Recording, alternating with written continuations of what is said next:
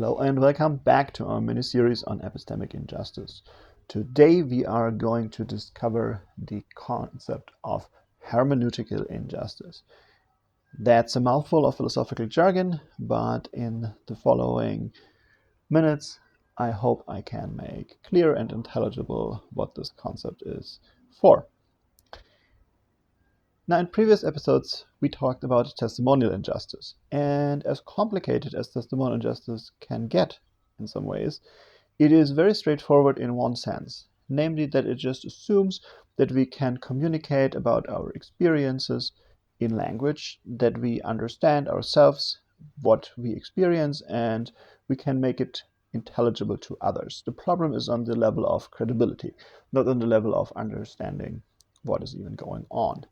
But actually, when we are considering our lives, a very basic step is to make sense of our experiences. Before I can communicate my experiences, before I can report them, before I can write them down, I have to, put them into language in some level if I want to communicate them.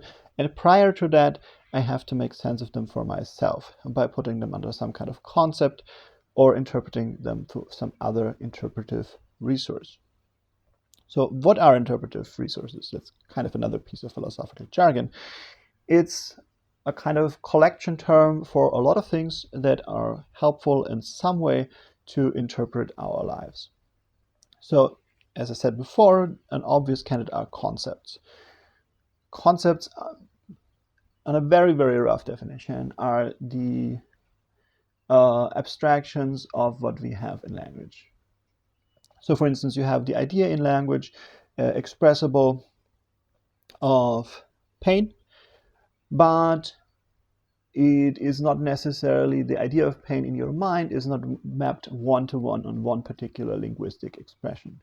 Right? So we have this concept, and an experience of pain is interpreted first through the concept of pain in our mind, and then we can express it in various ways linguistically. Or in normal human language, we can express it through language, through words.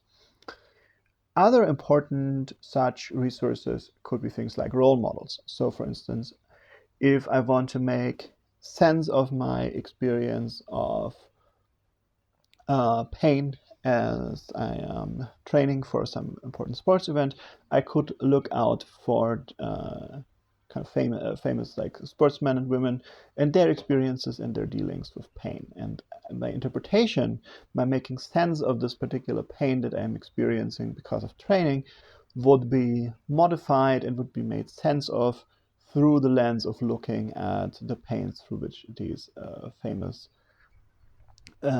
sports people had to go through for their own successes. Right? So this kind of resource can, for instance, have an impact on if I consider an experience as positive or negative, as like good or bad. Right? If I am having some amount of muscle pain because of my training, I might interpret it as a positive experience because it is a sign of progress in my training. If I had that kind of pain outside of the context of training, I might consider it a negative experience. There are plenty of such other resources. Concepts and role models are some obvious candidates. I will also come later back to the idea that diagnosis for mental disorders could be this kind of resource. Our ideas of social identities could be other interpretive resources, and so on and so forth. And hermeneutical injustice describes some kind of situation when these resources are out of whack in our society. There's some sort of problem. What exactly the problem could be, I will describe in more detail in the next chapter.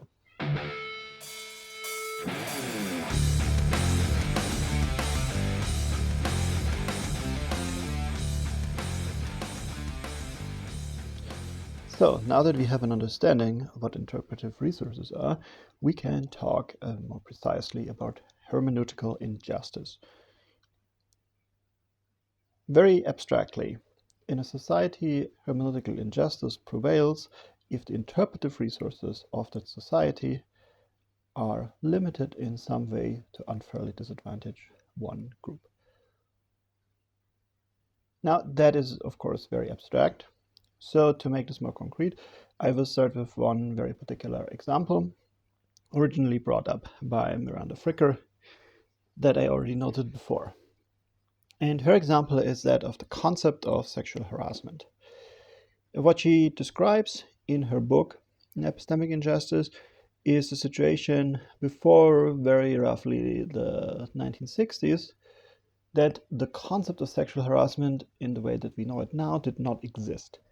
And so certain experiences that women made during that time could not properly be interpreted, understood, and also very importantly, communicated. Now, this is what we could call a gap in the interpretive resources. There is a concept that afterwards we think is needed to describe a certain set of experiences and to unify them under one heading that just did not exist in that form before. So in that sense, it is a gap. I'm going to turn in a minute to situations where it's not really that much a gap, but there is a concept, but the concept itself has some issues for certain groups. Now, to be clear and to avoid misunderstanding, of course, there were certain aspects of the meaning of sexual harassment that were present in the 1950s or earlier. The important issue is that they could not be put together in the way that was necessary to communicate what we now understand as the experience of sexual harassment.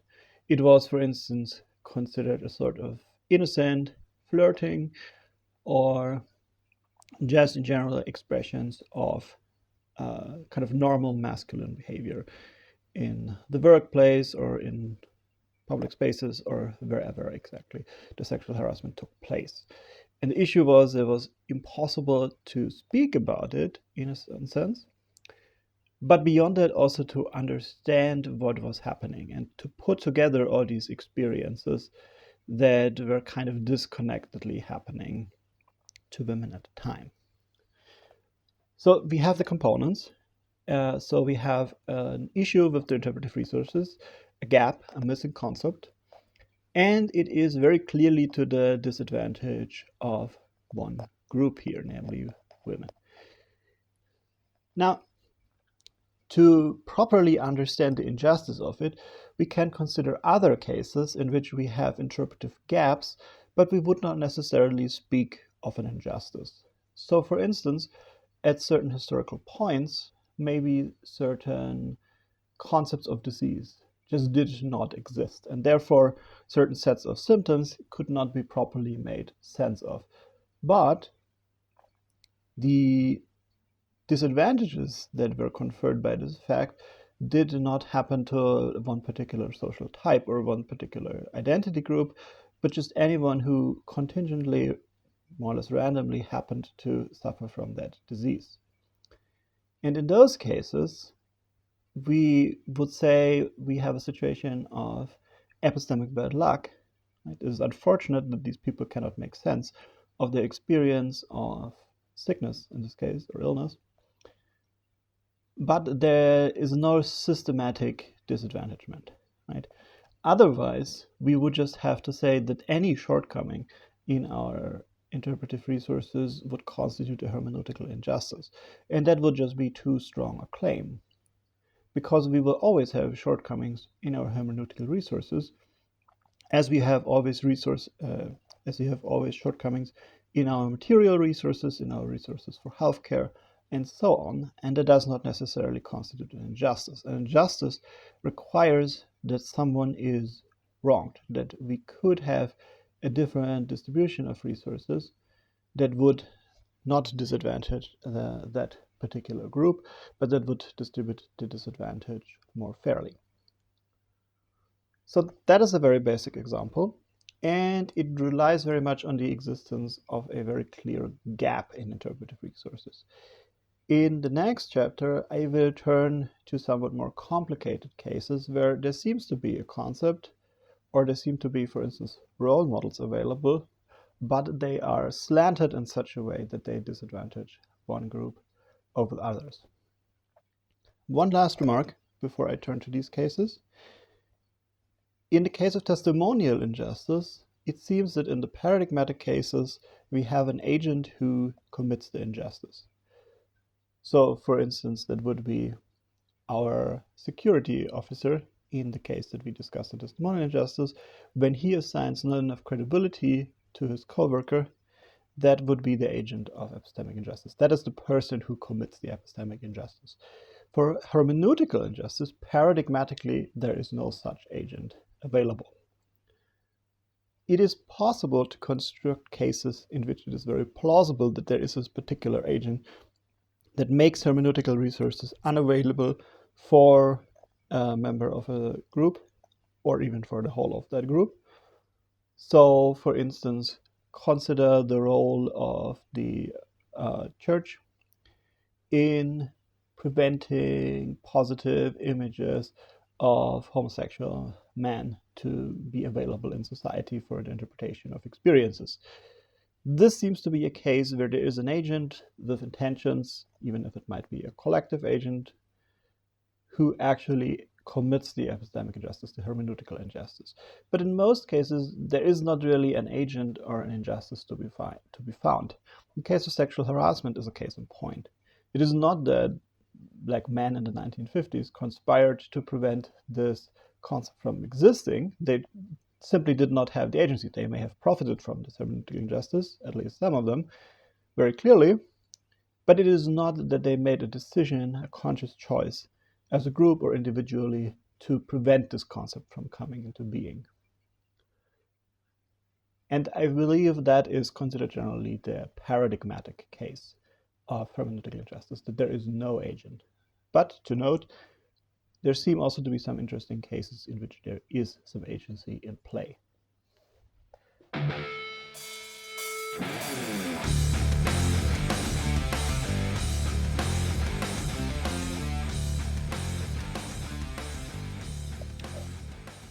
Chapter 3. So we have now established what hermeneutical injustice is. It is a certain kind of shortcoming in our collective interpretive resources that makes it difficult for one group to make sense of and communicate particular experiences of theirs. We discussed in the previous chapter the example of a conceptual gap that served this purpose. And in this final chapter, I want to expand a little bit the horizon of what such an issue with the collective interpretive resources could be. Because it seems that the focus on just concepts unnecessarily narrows our eye for what it could be that we are looking for when we are trying to fix hermeneutical injustices. And I want to address two issues, one of role model, in particular in various media, and the other of mental disorder diagnostics. Let me begin with the former. It is very commonly observed that we look to some extent for role models in media. And it is sometimes not as clearly communicated what actually the purpose of such role models could be. It is not necessarily to live by their example, though it could be, of course, in some cases, but it can also really be to interpret what is happening to yourself in your life and what you're doing in your life to some extent, in some aspects, through the lens of a particular role model. So, for instance, I could admire a great scientist, and even though maybe I am just a very regular researcher, I could understand and interpret my experiences and my own actions through the lens of this great example. Now, this requires to some extent for me to identify with that role model. I need to be able to assume that I am of more or less the same social type as that person, so that it makes sense to interpret my own actions and experiences through that lens.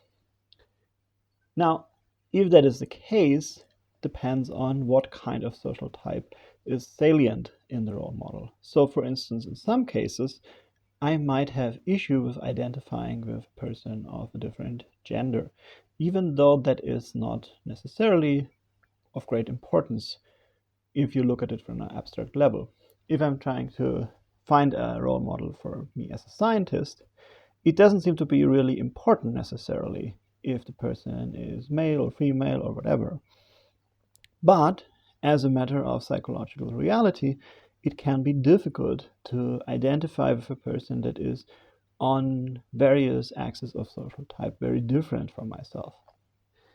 And this is, to some extent, the logic behind having proper representation for various groups in things like media, TV series, books, but also presumably in democratic politics. And what is important in this case to see is that this is not really like a conceptual gap of sorts. There is not a missing piece of concept to, for instance, imagine a woman in the role of a scientist prior to, say, like the 1920s. That is something that conceptually is intelligible, but it is just something that does not have any psychological reality to latch onto. And by creating this kind of role model, we can make it an accessible psychological reality to members of various groups. Now, that might not always be necessary. It could also be possible to make it less salient what kind of social type a particular role model has. So, for instance, to remove the significance of a particular scientist being male or not. But if that is not possible, of course, we can also introduce a fitting role model for other groups. Second, and here a little disclaimer, I'm not a psychologist and certainly not a psychiatrist, so I'm only going by some literature, and I am going to be very cautious about what I am claiming with respect to diagnosis of personality disorders. But it seems to be the case that if you are being diagnosed or think you should be diagnosed with a particular personality disorder, that has a great deal of impact on your understanding of your experiences and your ability to communicate with others. For instance, if you refer to a particular disorder that you have been diagnosed with during a conversation, it will have a great deal of impact on how your interlocutor understands what you are saying. It might also have impact on how much they give you credit for what you're saying. So there might also be a testimonial injustice built upon a hermeneutical injustice involved in such diagnosis. So I believe the importance of diagnosis of mental disorders, and in particular personality disorders, is undeniable. Now the question is if and when they are indeed hermeneutically unjust. So that requires them to be in some sense unfit for a particular group of people, or to be used specifically for that group of people, even though there is no reason to do so. And what seems to be a prime example of that is borderline personality disorder, which is overwhelmingly ascribed to women, and therefore seems to have a kind of inbuilt tendency for hermeneutical injustice, because it unduly, unfairly is applied to the experiences of women. Now, of course, theoretically, it would be possible that is just a matter of contingent, but still a matter of fact. But there are reasons to doubt that too. Some psychiatrists have argued that instead of the diagnosis of borderline personality disorder, it would be more appropriate to speak of a sort of complex post-traumatic stress disorder. And of course, that makes a great deal of difference in how we interpret the relationship between a person and her mental disorder, the possibilities of doing something about this mental disorder, how essential we make it to the person, and therefore it makes a great deal of a difference to the interpretation of the experiences of that person, both from the inside, to the degree that the diagnosis is accepted, and definitely from the outside. This is yet another case where we have a diagnosis which involves the concept of personality disorder, and specifically of borderline personality disorder. But it is not just the concept that is in place here. There are practices of diagnosis and practices of treatment and therapy associated with it, they go beyond the concept. So this is yet another kind, I would argue, of hermeneutical resource. And very importantly, again, we don't have necessarily a gap. There is a tool to interpret a certain set of experiences. The problem is that the tool seems to be faulty.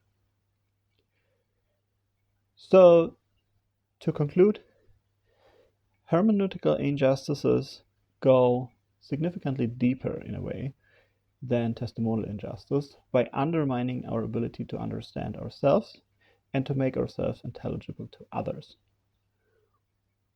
The tools that we need for our understanding can be concepts, role models, or complex practices like the diagnosis of a personality disorder. And faults within these various tools can lead, even if they don't have to necessarily, hermeneutical injustice by disadvantaging one group over others in making sense of and communicating their experiences. This is it for this episode. Thank you for listening. The next episode we are going to talk about how to actually formalize this a little bit. So there will be a tiny bit of math. Don't worry, it will be all in a listenable form. See you then.